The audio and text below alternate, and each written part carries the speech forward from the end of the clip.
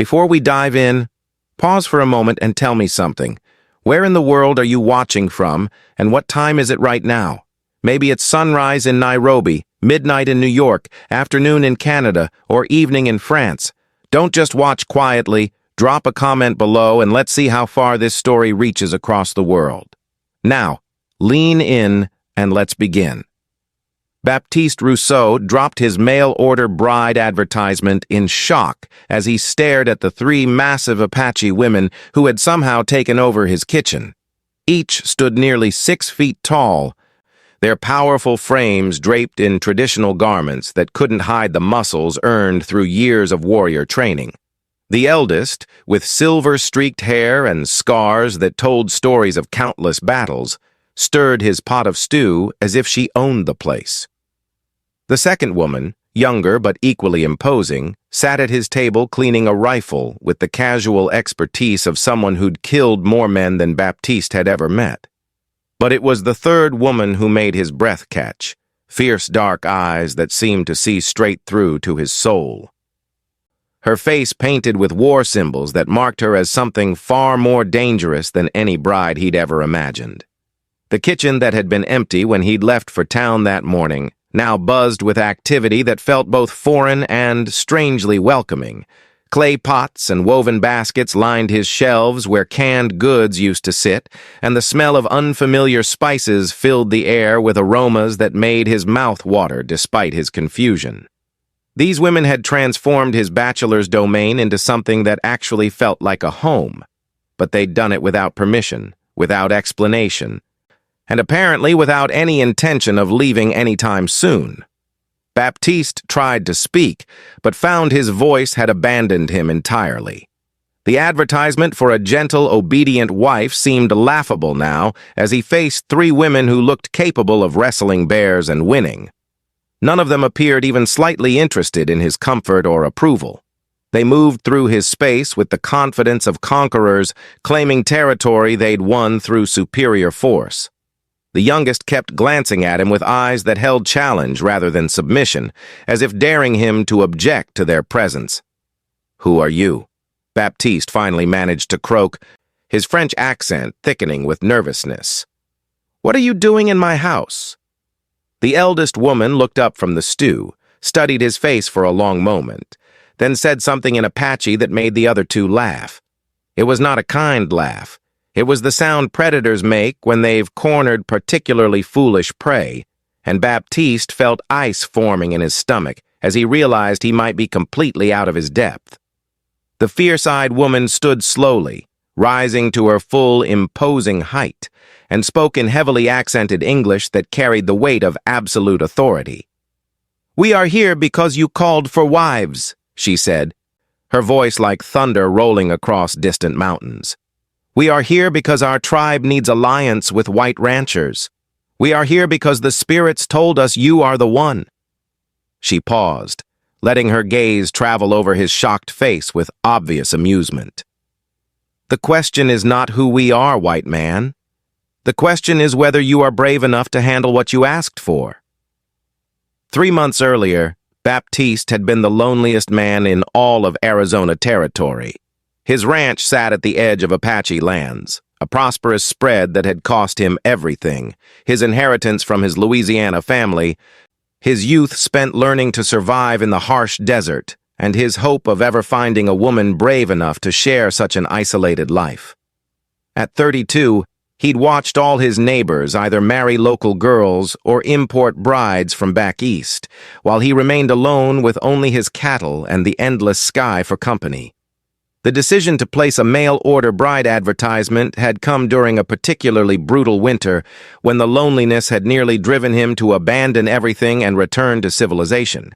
He'd spent weeks crafting the perfect description of himself: prosperous rancher, good provider, seeking gentle wife for companionship and family. The responses had been disappointing. Timid women who wanted guarantees of safety, society ladies who demanded luxuries his frontier life couldn't provide, or obvious fortune hunters more interested in his property than his heart. Baptiste had dreamed of a simple woman who could share his love for the harsh beauty of the desert. Someone who wouldn't wilt at the first sign of hardship or run screaming at the sight of Apache war parties crossing his land. He'd imagined quiet evenings by the fire, children playing in the yard, the kind of peaceful domestic life that seemed possible for everyone except him. His French mother had always said he was too romantic for his own good, and perhaps she'd been right. Reality had a way of crushing dreams with ruthless efficiency. The advertisement had been his last attempt before giving up on marriage entirely. Seeking devoted wife for frontier ranch life, must be strong, independent, and unafraid of challenges, comfortable home and secure future provided for right woman. He'd thought himself quite clever in the wording, trying to attract someone with pioneer spirit rather than delicate sensibilities. But nothing in his wildest imaginings had prepared him for the possibility that his call for a strong, independent wife might be answered by Apache warriors who interpreted his words quite differently than he'd intended. The irony wasn't lost on him as he stood in his transformed kitchen, facing 3 women who exceeded every requirement he'd listed while simultaneously terrifying him beyond rational thought. They were certainly strong, probably stronger than him. They were definitely independent, so independent they'd taken over his house without bothering to ask permission. And they were clearly unafraid of challenges. They looked like they were challenges. Baptiste realized he'd gotten exactly what he'd asked for, just not in any form he could have anticipated. The eldest woman introduced herself as Ayana, which she explained meant eternal blossom in Apache, though nothing about her suggested delicate femininity. Her scarred hands spoke of decades wielding weapons, and the way she moved suggested a warrior's awareness of every possible threat. When she smiled, Baptiste saw teeth that had been deliberately sharpened in the traditional Apache manner, and he fought the urge to step backward toward the door. This was a woman who'd earned her fearsome reputation through blood and violence, not one who'd learned domestic skills in preparation for marriage. The second woman, Itzel, introduced herself as a tracker and hunter whose skills were legendary even among Apache warriors. She demonstrated by describing exactly where Baptiste had been that morning, what he'd purchased in town, and who he'd spoken with. Information she couldn't possibly have known unless she'd been following him with supernatural stealth. Her rifle was a Henry repeater worth more than most men's horses, and she handled it with the casual familiarity of someone who'd used it to feed her family and defend her people against impossible odds. But it was the third woman who captured Baptiste's attention completely, even as she terrified him more than the others combined. Nayeli introduced herself simply as a war chief's daughter, but the way the other 2 deferred to her suggested she held authority that transcended family connections. Her movements carried the fluid grace of a predator, and when she looked at Baptiste, he felt like prey being evaluated for potential sport. She was beautiful in the way lightning was beautiful, magnificent and deadly, and completely beyond human control. "Your advertisement reached our ears through traders," Nayeli explained, her English precise despite its accent. "Our father has decided that alliance with white ranchers is necessary for our people's survival. You seek wives. We seek alliance. The spirits have shown us that you are a man of honor who treats Apache fairly, unlike most of your kind. This makes you valuable to our tribe and suitable for marriage alliance." Her explanation made their presence sound like a business arrangement rather than romance, which somehow made it even more intimidating. Baptiste's mind reeled as he tried to process the implications of what she was saying. These weren't mail-order brides responding to his advertisement. They were diplomatic envoys from one of the most feared Apache bands in the territory, proposing marriage alliances that could mean the difference between peace and war for his entire region. The responsibility was staggering, the political ramifications enormous, and the personal consequences absolutely terrifying. As Nayeli's fierce gaze challenged him to respond, Baptiste realized his simple desire for companionship had somehow evolved into an international incident that could reshape the entire frontier. Nayeli's challenge hung in the air like smoke from a gun barrel as Baptiste struggled to find words that wouldn't make him sound like a complete fool. I appreciate the honor, he stammered, his French accent becoming more pronounced under stress. But I was expecting perhaps one bride, not three. And certainly not. He gestured helplessly at their imposing presence, unable to find polite words for what they obviously were, warriors who could probably kill him without breaking stride. Ayanna laughed, a sound like rocks tumbling down a mountainside. White men always think they know what they want, she said in surprisingly good English. You asked for strong wife. We are strong. You asked for independent wife. We need no man to provide for us. You asked for wife unafraid of challenges. She gestured to the weapons they carried, the scars they wore like medals. Do we seem afraid of challenges to you, White Rancher? The logic was unassailable, even if the situation felt completely surreal. Baptiste had indeed asked for those exact qualities, and these three women embodied them to a degree that made his original requirements seem almost laughably modest. They weren't afraid of challenges. They were challenges. They weren't just independent. They could probably survive in the wilderness with nothing but the weapons they carried. And they were certainly strong enough to handle frontier life, though perhaps more through intimidation than adaptation. But why three of you? Baptiste asked, genuinely confused by the logistics of their proposal. How exactly would such an arrangement work? Nayeli stepped closer, and he fought every instinct that screamed at him to retreat. Her presence filled the room like a storm front, and when she spoke, her voice carried the authority of someone accustomed to instant obedience. Apache custom allows successful warriors to have multiple wives if they can provide for them, she explained patiently, as if teaching a particularly slow child. Your advertisement suggested you are a successful rancher with comfortable home and secure future. Our father believes alliance with you benefits our people.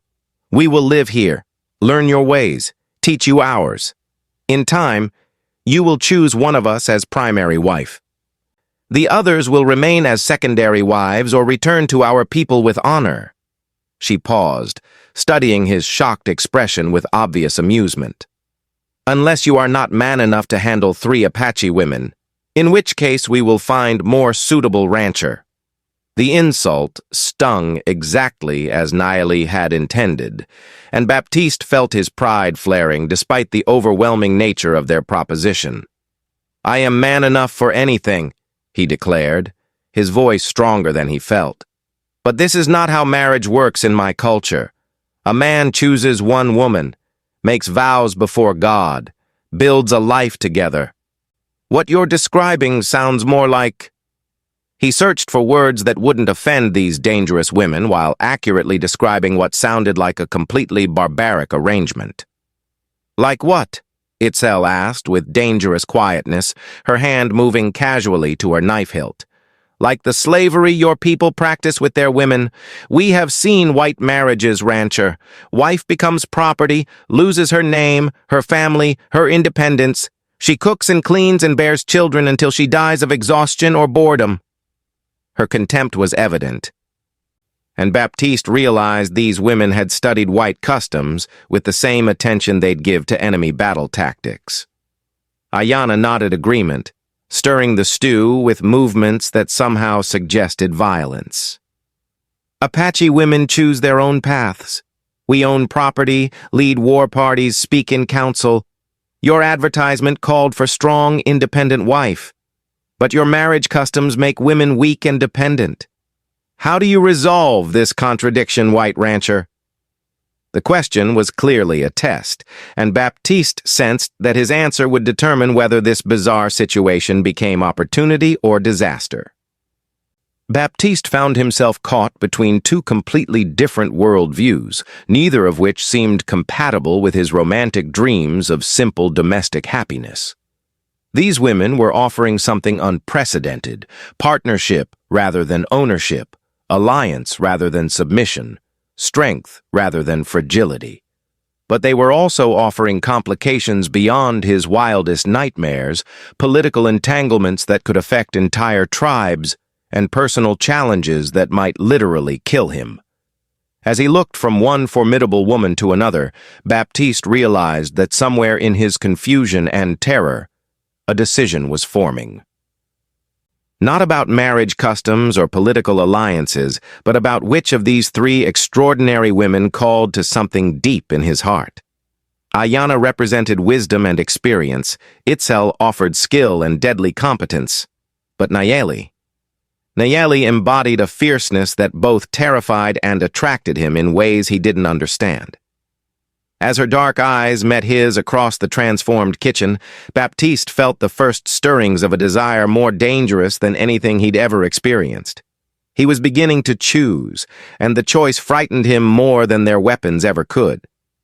Over the following days, Baptiste discovered that courting 3 Apache warriors was unlike anything described in the romantic novels his mother had once read aloud. Ayanna tested his practical skills by challenging him to repair a broken wagon wheel using only traditional Apache methods, then laughed at his clumsy attempts before showing him techniques that were both elegant and effective. Her teaching style involved a great deal of mockery, but Baptiste sensed approval beneath her criticism, as if she was measuring his ability to learn from stronger, more experienced people. Itzel took him hunting, ostensibly to evaluate his ability to provide for a family, but really to demonstrate that she could track and kill game with skills that made his lifetime of frontier experience seem amateur by comparison. She moved through the desert like a ghost, reading signs invisible to his eyes and taking shots at impossible distances with casual precision. When she finally allowed him to make a kill, her nod of approval felt like receiving a military commendation from a superior officer. But it was Nayeli who truly challenged everything Baptiste thought he knew about relationships between men and women. She tested his courage by insisting they ride directly through Apache territory, where her people might see them together, forcing him to either demonstrate trust in her protection or reveal himself as a coward.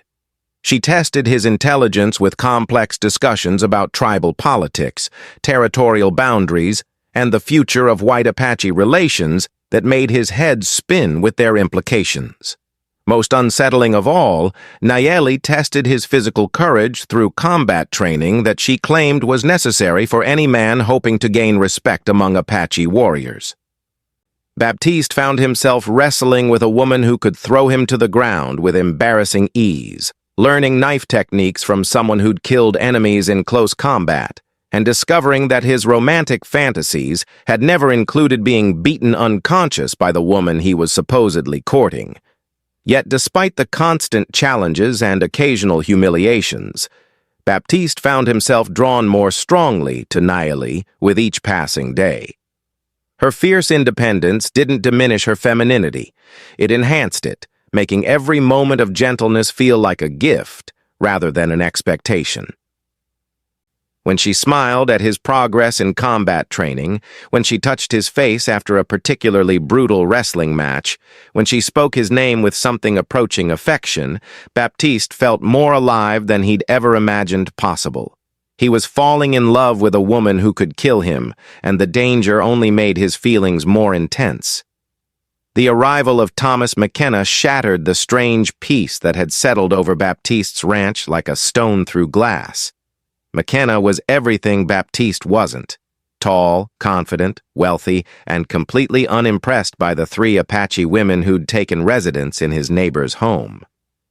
He rode up to the house with the casual arrogance of a man accustomed to taking whatever he wanted, his expensive clothes and silver-decorated saddle announcing his prosperity to anyone within miles.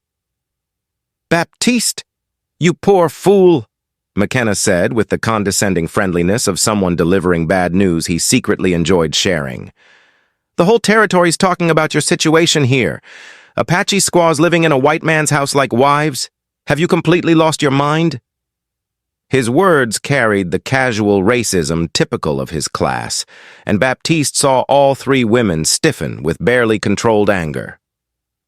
McKenna's presence had introduced poison into their carefully balanced arrangement. McKenna's real purpose became clear when his gaze lingered on Nayeli with obvious appreciation and calculation. "Now that one," he said, pointing at her as if she were livestock at auction. "That one's got spirit. Magnificent specimen, really. I'd be willing to make you a generous offer for her. Say $500 cash money. You could use that to buy yourself a proper white wife, someone suitable for a man of your standing." His casual proposal to purchase a human being revealed depths of arrogance that took Baptiste's breath away. The silence that followed McKenna's offer was more dangerous than any gunfight Baptiste had ever witnessed. Nayeli's hand moved to her knife with the fluid grace of a striking snake, while Ayana and Eitzel flanked her with the coordinated precision of wolves surrounding prey. The temperature in the room seemed to drop 10 degrees as three sets of deadly eyes focused on the man who'd just offered to buy one of them like a prize horse. Baptiste found himself stepping protectively in front of Nayeli, surprising himself with the instinctive gesture. "These women are not for sale, McKenna," he said quietly, his voice carrying a steel he'd never heard in it before. "They're not property to be bought and sold. They're my guests, and if you can't treat them with proper respect, you can get off my land right now." The confrontation was forming around racial lines, cultural differences, and competing visions of what relationships between men and women should look like. As McKenna's face darkened with anger and Nayeli's eyes blazed with something that might have been approval, Baptiste realized he'd just declared himself firmly on one side of a conflict that could reshape his entire life. McKenna's laughter was ugly, full of the scorn wealthy men reserved for those they considered their inferiors.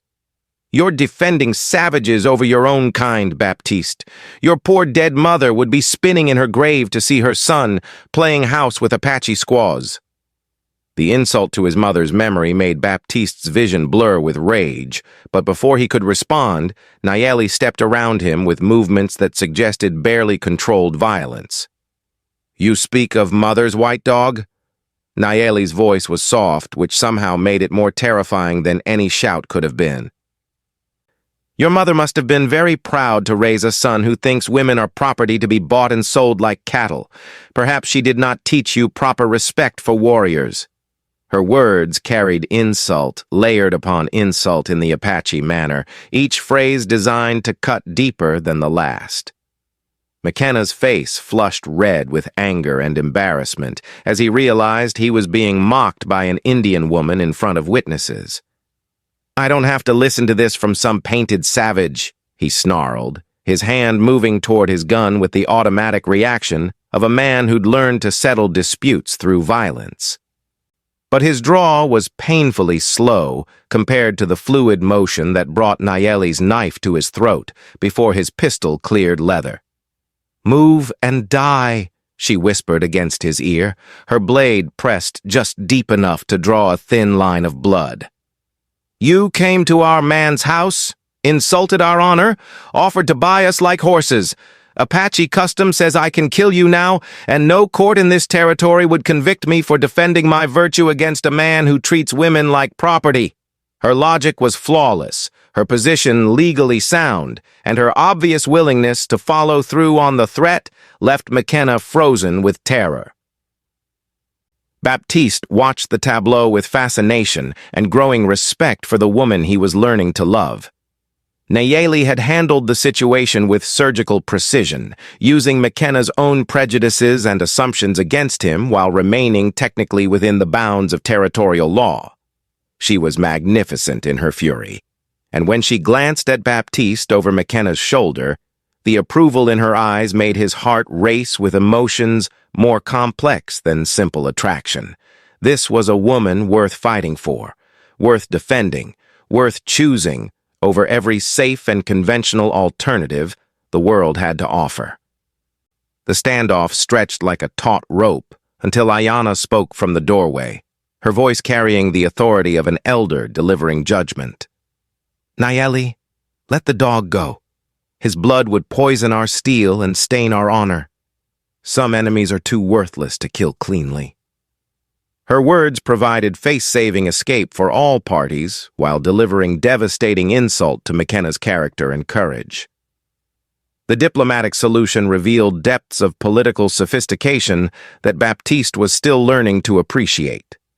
McKenna stumbled backward as Nayeli released him, his face pale and his hand shaking as he finally managed to holster his unused weapon.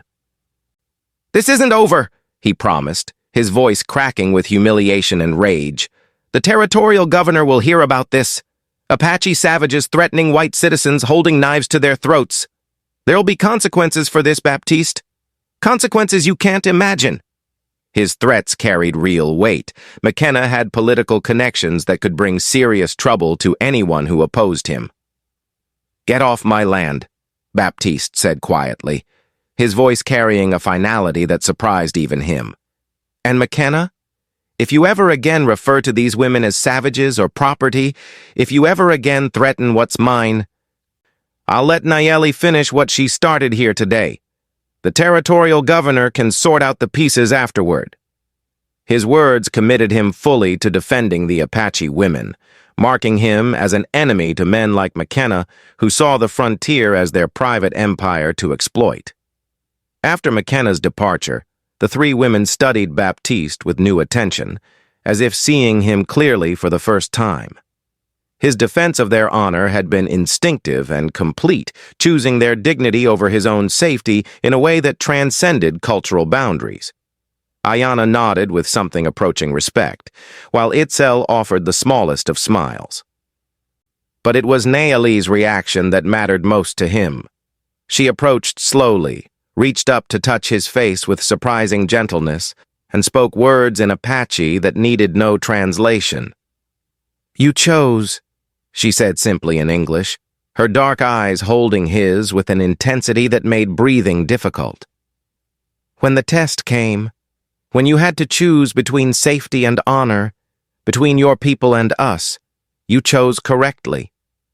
This is why the spirits brought us to you, Baptiste Rousseau. This is why you are worthy of Apache wives."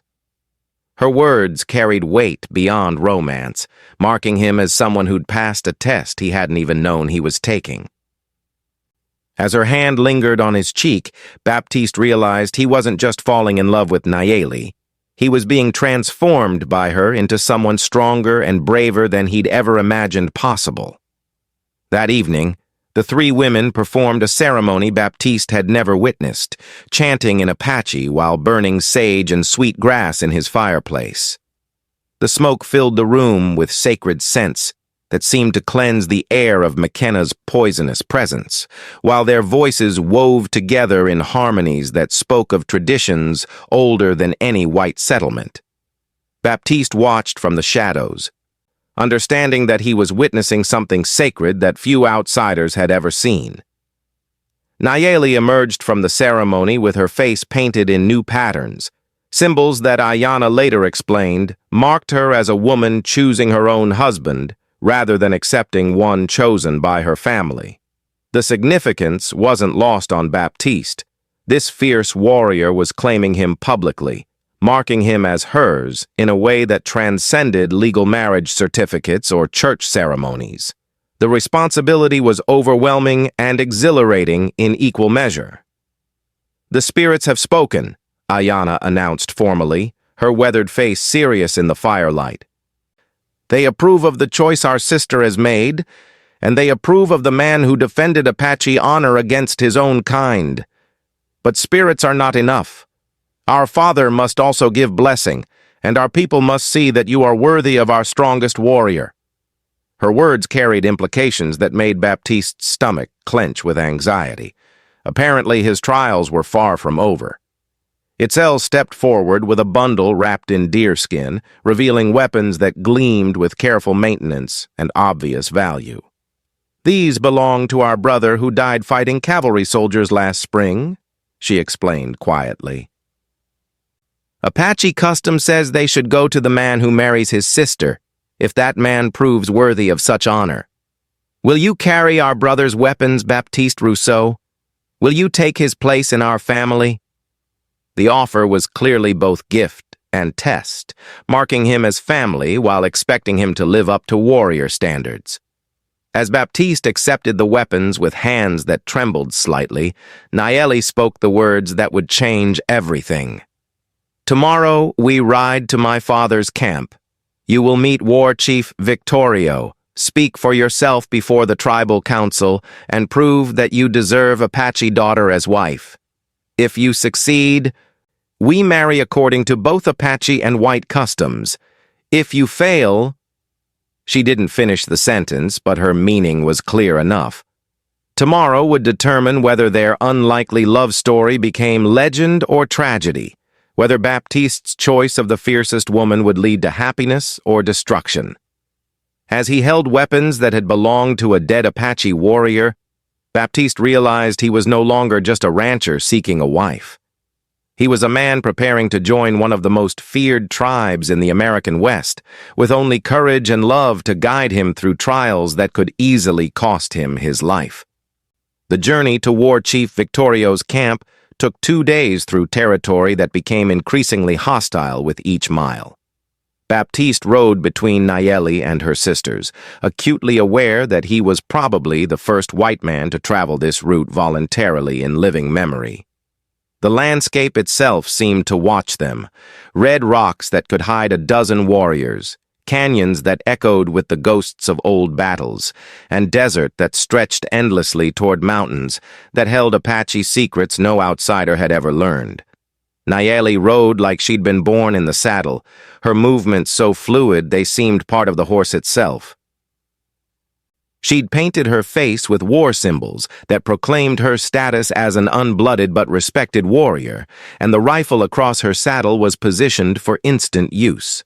Watching her navigate terrain that would challenge the most experienced cavalry scout, Baptiste felt equal parts admiration and terror for the woman who'd chosen him as worthy of her fierce heart. Their first night camping under stars that seemed close enough to touch, Nayeli finally revealed the true extent of what he was facing. "My father is dying," she said quietly, her voice carrying grief she rarely allowed others to see. "The lung sickness that white doctors cannot cure, that Apache medicine can only slow. He wishes to see his daughters settled before he joins our ancestors, and he wishes to secure peace with white ranchers before the young warriors choose war over wisdom." Her confession explained the urgency behind their arranged courtship and the political weight resting on their personal choices. "If my father approves you, if the council accepts you, our marriage will mean alliance between your people and mine in this territory," she continued, her eyes reflecting the campfire's glow. "No more raids on your cattle, no more Apache arrows in your back. But also no more cavalry patrols through our sacred places, no more mining companies poisoning our water. You would become bridge between worlds, Baptiste. Do you understand what this means?" Her question carried weight beyond personal relationship. He was being asked to become a diplomatic figure whose choices could affect thousands of lives. As Baptiste stared into the fire and contemplated the magnitude of what he was attempting, Nayeli moved closer until her shoulder touched his. "Are you afraid?" she asked gently, and for the first time since meeting her, he heard vulnerability in her voice. "Because I am afraid too. Afraid that my people will reject you because you are white. Afraid that your people will reject you because you chose Apache wife. Afraid that love alone will not be enough to bridge the hatred between our peoples." Her admission of fear made her seem more human, more reachable, and somehow even more precious than her fierce warrior persona had suggested. Victorio's camp was unlike anything Baptiste had imagined. Not the primitive collection of teepees depicted in dime novels, but a sophisticated settlement that moved like a well-oiled military machine. Warriors with modern rifles guarded approaches, women worked with tools that showed generations of refinement, and children played games that were clearly training for the serious business of survival in hostile territory. This was a people who'd adapted ancient ways to modern realities, creating something that was neither purely traditional nor simply imitative of white culture. War Chief Victorio himself was a shock to Baptiste's preconceptions, smaller than expected, but radiating authority that filled whatever space he occupied, his weathered face showing intelligence that had kept his people alive through decades of warfare and negotiation. When he studied Baptiste with eyes that seemed to see through flesh and bone to the soul beneath, the French rancher felt like he was being weighed on scales that measured things more fundamental than wealth or social position. The formal interview took place before the entire tribal council, with Nayeli serving as translator when Baptiste's limited Apache failed him. Victorio's questions were designed to probe every aspect of his character, his treatment of Apache people in past dealings, his reasons for wanting Apache wife, his understanding of the responsibilities such marriage would entail. Each answer was scrutinized not just for honesty, but for evidence of wisdom, courage, and the kind of strength that could withstand the pressures sure to come from both cultures. "My daughter tells me you defended Apache honor against your own kind," Victorio said through Nayeli's translation, his voice carrying the weight of absolute authority. "This shows courage, but courage alone is not enough. Show me that you understand what it means to be Apache son, what it means to put people before profit, family before individual desires. Show me that you can think like warrior, not just like rancher seeking exotic wife." His challenge was clear. Baptiste had to prove he understood the deeper responsibilities of joining Apache society. Baptiste's response came from the heart rather than careful calculation. "Great Chief, I cannot pretend to understand all Apache ways, or claim that my love for your daughter makes me automatically worthy of your people's trust. But I can promise that I will learn, that I will honor the traditions you teach me, and that I will defend Apache interests as fiercely as I would defend my own family. Because that is what you would become. My family, my people, my responsibility." His words carried sincerity that transcended cultural barriers, and he saw something shift in Victorio's expression that might have been approval. But the real test was yet to come, and both men knew that words were easier than the actions that would prove their truth. The trial Victorio announced sent ice through Baptiste's veins and set his heart hammering against his ribs. He would face 3 of the tribe's finest warriors in combat trials designed to test different aspects of his worthiness: hand-to-hand fighting, weapon skills, and tactical thinking under pressure. Failure in any trial would mean rejection of his marriage proposal and probable death, since no outsider could be allowed to leave with detailed knowledge of Apache military capabilities and camp locations. The first trial pitted him against a young warrior named Geronimo, whose reputation for ferocity in close combat had spread throughout the territory. Baptiste found himself wrestling with a man who moved like liquid lightning, whose strength seemed to flow from the earth itself, and whose technique had been refined through years of life-or-death struggles against cavalry soldiers and rival tribes. The fight was brutal, exhausting, and educational in ways Baptiste hadn't expected. Every exchange taught him something about Apache fighting methods while revealing his own weaknesses and limitations. When Baptiste finally managed to pin Geronimo through a combination of luck, desperation, and techniques learned during his brief training with Nayeli, the crowd's roar of approval nearly deafened him. He'd won not through superior skill, but through refusal to surrender, demonstrating the kind of stubborn courage that Apache culture valued above raw talent. As Geronimo helped him to his feet with obvious respect, Baptiste realized he'd passed the first test through heart rather than ability, exactly what Victorio had been looking for. The weapons trial involved shooting contests with rifle, bow, and thrown knife, competing against marksmen whose skills were legendary even among their own people. Baptiste's performance was respectable but unexceptional until the final challenge. A moving target that required instinctive shooting rather than careful aim. His Louisiana hunting background served him well here, muscle memory taking over when conscious thought would have failed, and his success earned nods of approval from warriors who understood the difference between target shooting and combat marksmanship. But it was the tactical trial that truly tested his understanding of Apache warfare philosophy. Given command of a small force in a simulated battle scenario, Baptiste had to demonstrate his ability to think like a guerrilla fighter rather than a conventional soldier. His French heritage proved unexpectedly valuable. His ancestors had been fighting asymmetrical wars against larger enemies for centuries, and those lessons translated surprisingly well to Apache tactical thinking.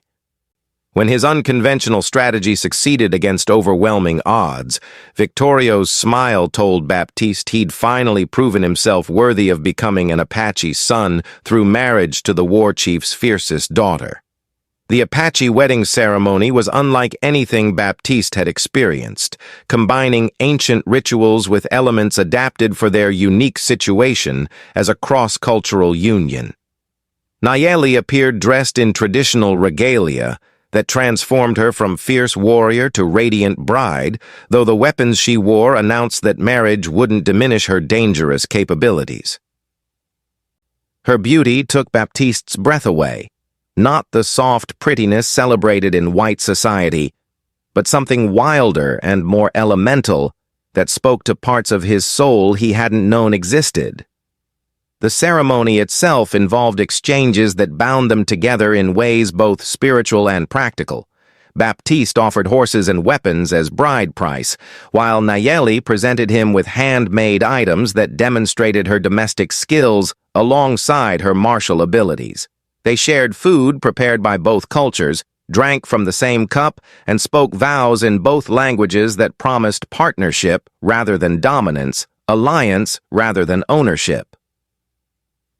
But the most moving moment came when Victorio placed his hands on both their heads and spoke blessing that Nayeli translated through tears. "My father says the spirits have blessed this union because it serves peace rather than war, because it joins strength to strength rather than weakness to power, because it proves love can bridge any gap if both hearts are brave enough to cross it." Her translation carried emotional weight that made even the grizzled warriors in attendance wipe their eyes. The celebration that followed lasted 3 days. With both Apache traditions and adaptations, Baptiste suggested to honor his own heritage. French songs mixed with Apache chants, traditional dances alternated with new forms that incorporated both cultures, and the feast included dishes that blended spices and techniques from across the continent. Most importantly, the celebration served as formal introduction of Baptiste to the tribe as full member rather than tolerated outsider. When the festivities finally ended and he found himself alone with his new wife, Baptiste felt the full weight of what he'd accomplished and what lay ahead. He'd married the fiercest woman in one of the most feared tribes in the American West, committed himself to living between two cultures that were often at war with each other, and accepted responsibilities that extended far beyond personal happiness. As Nayeli smiled at him in the privacy of their lodge, her fierce love tempered with gentle tenderness, Baptiste realized he'd found something worth any price the world might demand. A partner who made him stronger, braver, and more complete than he'd ever imagined possible. Their honeymoon period lasted exactly 2 weeks before reality intruded in the form of Colonel Marcus Bradford, whose cavalry column appeared on Baptiste's ranch with orders that would test every alliance he'd forged. Bradford was everything McKenna aspired to be: wealthy, connected, utterly convinced of white superiority, and armed with federal authority to back up his prejudices. His arrival marked the beginning of a crisis that would determine whether love could survive the political storms gathering across the territory. "Mr. Rousseau," Bradford said with icy politeness, his uniform immaculate despite days of travel through desert terrain. "I'm here to investigate reports of illegal cohabitation with hostile Indians, potential treason, and violations of federal treaties regarding commerce with enemy tribes. I trust you understand the serious nature of these charges and the penalties they carry." His formal language couldn't disguise the threat. Baptiste faced imprisonment or death if found guilty of the crimes Bradford was obviously prepared to prove. Nayeli emerged from the house with her rifle casually held but ready for instant use, her presence transforming the confrontation from legal proceeding to potential battle. She'd adopted some white woman's clothing as compromise with social expectations, but her bearing and obvious weaponry announced that she remained Apache warrior regardless of her legal status as Baptiste's wife. The soldier's nervous reaction to her presence revealed exactly how effective her intimidation tactics remained. "Colonel," Baptiste said carefully, his mind racing through legal implications and tactical possibilities, "my wife and I are legally married according to both territorial and tribal law. Any federal statutes prohibiting such unions were declared unconstitutional by the Supreme Court last year. As for commerce with hostile tribes, the Apache band she represents has been at peace with local authorities for 6 months." His knowledge of legal precedents surprised Bradford, who'd obviously expected to face ignorant frontiersmen rather than educated opponent. The standoff stretched uncomfortably as Bradford realized his easy victory had become complex legal battle requiring more finesse than military force. "Perhaps," he said finally, his tone suggesting dangerous possibilities, "we should discuss this matter in more appropriate setting. I'm sure the territorial governor would be very interested in reviewing the details of your arrangements with these particular Indians." His threat was clear. If he couldn't win through direct confrontation, he'd use political pressure to destroy what Baptiste and Nayeli had built together. As clouds gathered on the horizon like omens of coming storm, both husband and wife understood their greatest challenge was just beginning. The territorial governor's summons arrived within days, couched in language that pretended courtesy while demanding immediate compliance. Governor Harrison was a political creature who'd built his career on appeasing various interest groups, and Baptiste's marriage to Apache royalty created complications that threatened the delicate balance he'd maintained between military authorities, business interests, and tribal relations. The meeting would determine whether their union became diplomatic triumph or political disaster. Baptiste and Nayeli traveled to the territorial capital with an escort that included both cavalry soldiers and Apache warriors, a visible demonstration of the alliance their marriage represented. The symbolism wasn't lost on anyone who witnessed their procession, and crowds gathered at every stop to see the white rancher who'd married an Apache war chief's daughter. Some faces showed curiosity, others hostility, but all recognized they were witnessing something unprecedented in territorial history. Governor Harrison proved to be a shrewd politician who understood that Baptiste's marriage could either stabilize or destabilize the entire region depending on how it was handled. His questions were designed to assess whether the union served legitimate diplomatic purposes or merely satisfied personal desires at the expense of public safety. Baptiste's answers revealed months of preparation for exactly this scenario, demonstrating knowledge of legal precedents, treaty obligations, and political realities that impressed even hostile observers. "The question," Harrison said finally, studying both husband and wife with calculating eyes, "is whether this marriage serves the territory's interests or merely your own. If it brings lasting peace with the Apache, prevents costly military campaigns, and opens new avenues for legitimate commerce, then it deserves official support. But if it's simply romantic folly that endangers white settlers while providing no compensating benefits..." He left the threat unfinished, but his meaning was clear enough to make both Baptiste and Nayeli understand how precarious their position remained. Nayeli's response surprised everyone present with its political sophistication and perfect English.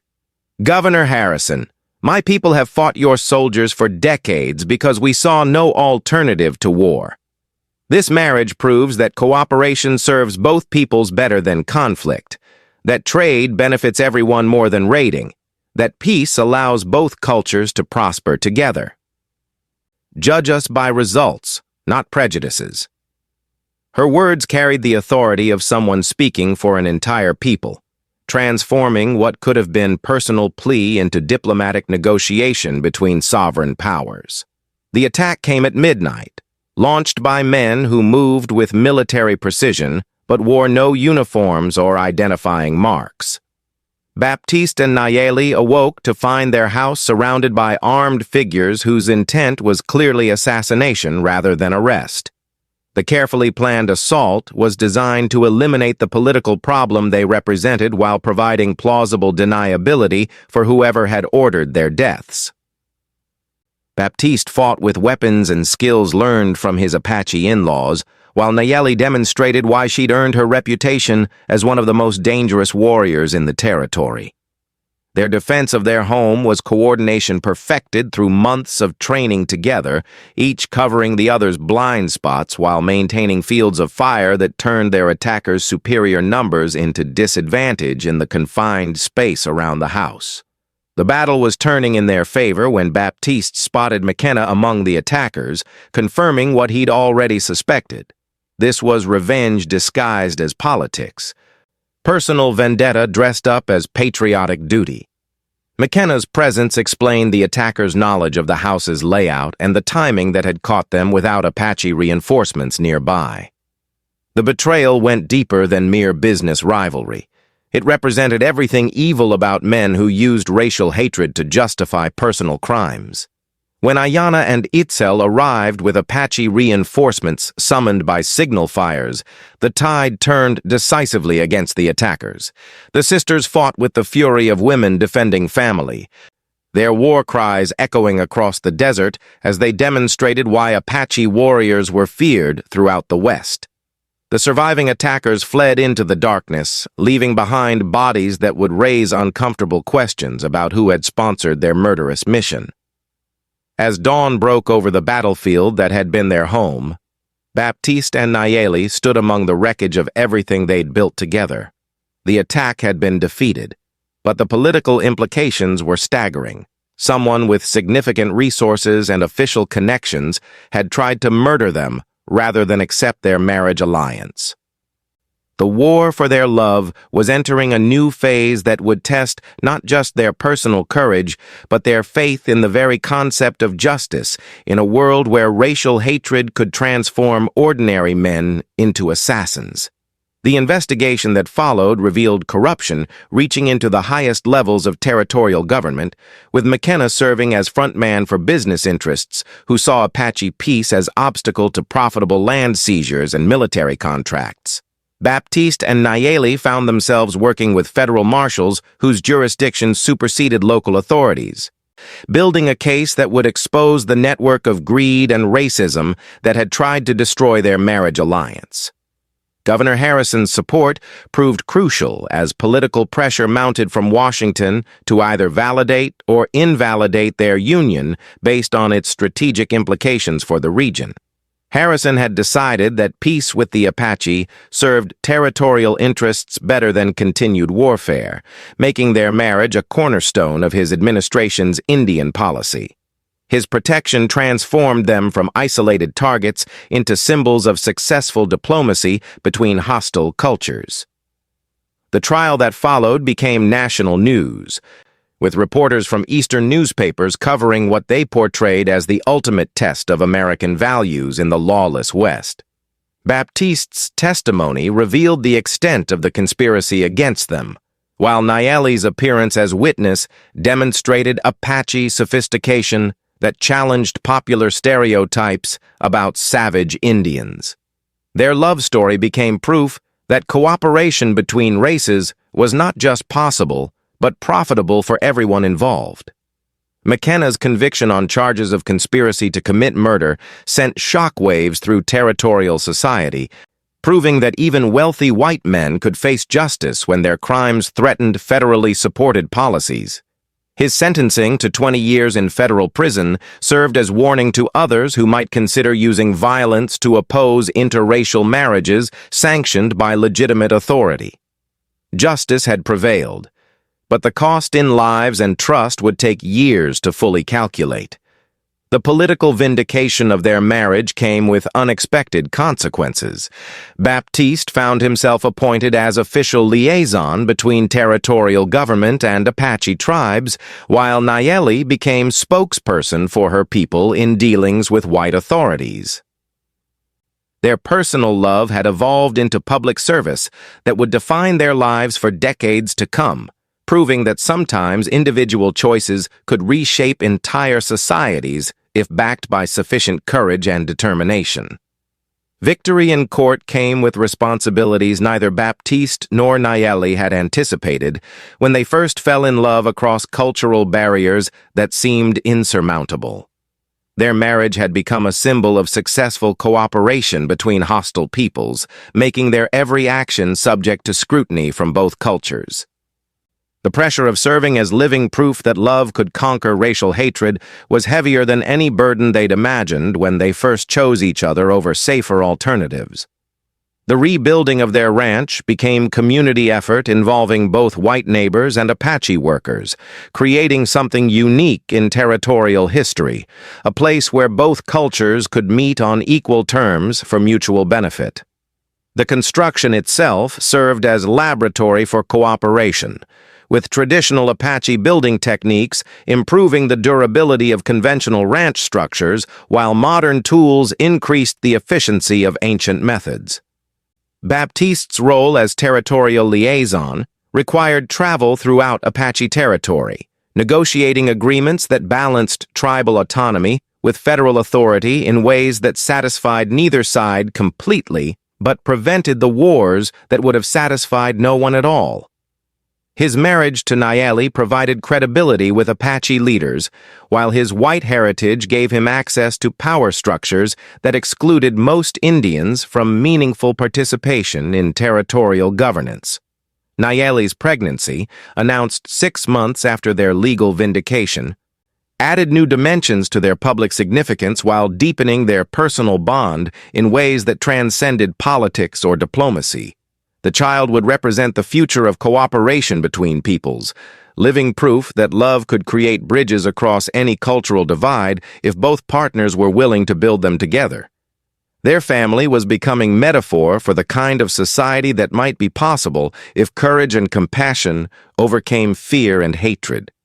But the greatest test of their union came not from external enemies, but from the internal pressures of serving as symbols rather than simply being allowed to love each other as private individuals.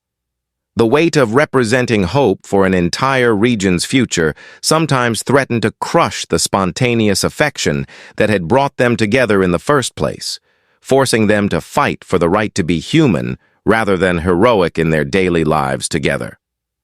5 years after the 3 Apache women had invaded his kitchen, Baptiste stood on his porch watching his children play in the yard, 2 boys and a girl who embodied the best of both cultures while belonging fully to neither. They spoke Apache and English with equal fluency, learned traditional crafts alongside modern skills, and treated racial differences as interesting variations rather than sources of conflict. They were living proof that love could indeed create new possibilities for human relationships. Nayeli emerged from the house carrying their newest daughter, her fierce warrior's heart softened but not weakened by motherhood. She'd learned to balance public duties with private joys, serving as bridge between cultures while never forgetting that her first responsibility was to the family they'd created together.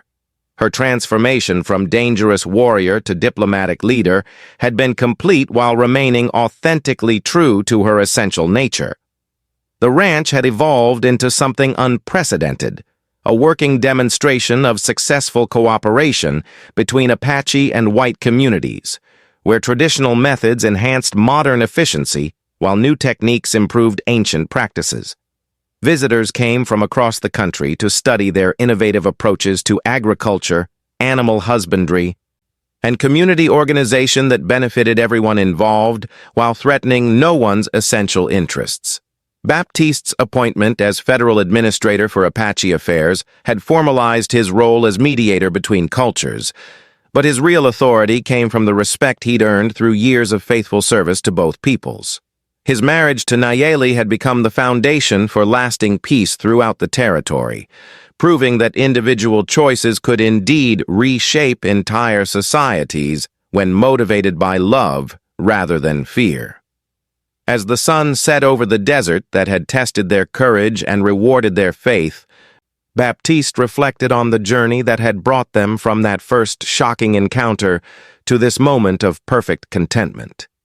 He'd wanted just one bride, and had been blessed with a partner whose strength made him stronger, whose love made him braver, and whose fierce heart had transformed his ordinary life into extraordinary adventure. Their children would inherit a world where love mattered more than racial prejudice, where cooperation created prosperity for all participants, and where the courage to choose your heart's desire could literally change history. The rancher, who had once been lonely beyond measure, now found himself surrounded by family, friends, and purpose beyond anything he'd ever dared to dream.